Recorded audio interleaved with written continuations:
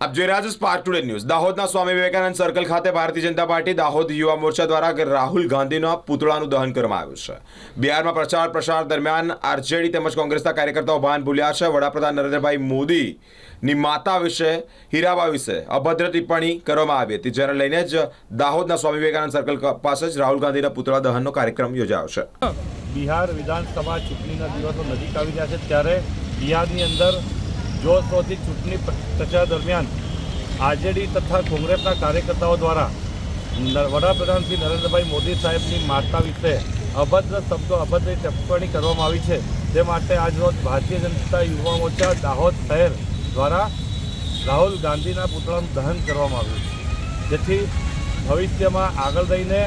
ફરીથી આવું અપમાન એ લોકો ના કરે તે માટે અથવા તો માફી માંગે તે માટે આજરોજ રાહુલ ગાંધીના પુતળાનું દહન કરવામાં આવ્યું છે। રાહુલ ગાંધી બિહાર વિધાનસભાની ચૂંટણી પ્રચાર ચાલી પડગમ વાગી ગયા છે ત્યારે અલગ રાજકીય પાર્ટીઓ પ્રચાર પ્રસારમાં લાગી છે, પણ આ દેશની જે પતી ગયેલી પાર્ટી કોંગ્રેસ અને આરજેડી વિધાનસભાની અંદર જે રીતે એમને હાર દેખાઈ ગઈ છે, કારણ કે આ દેશના વડાપ્રધાન નરેન્દ્રભાઈ મોદી વિકસિત ભારત 2047માં બનાવવા જઈ રહ્યા સંકલ્પ સાથે બિહાર જીતવા નીકળ્યા છે, ત્યારે આ હાર જોઈ ગયેલી કોંગ્રેસ અને એના નેતાઓ એમના મંચ પરથી બિહારની અંદર આ સપોઝ દેશના વડાપ્રધાન નરેન્દ્રભાઈ મોદીની માં હીરાબા વિશે જે રીતે અભદ્ર ભાષામાં બોલી રહ્યા છે,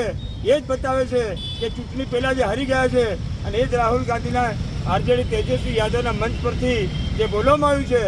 એના વિરોધમાં દાહોદ જિલ્લા યુવા મોરચા દ્વારા રાહુલ ગાંધીના પુતળાનું દહન કરવામાં આવ્યું છે અને કોંગ્રેસના અધ્યક્ષ અને પાર્ટી રાહુલ ગાંધી માફી માંગે એ ભારતીય જનતા યુવા મોરચાની માંગણી છે। ભારત માતા કી જય, વંદે માતરમ, હાય કોંગ્રેસ, હાય હાય, હાય રાહુલ, હાય હાય।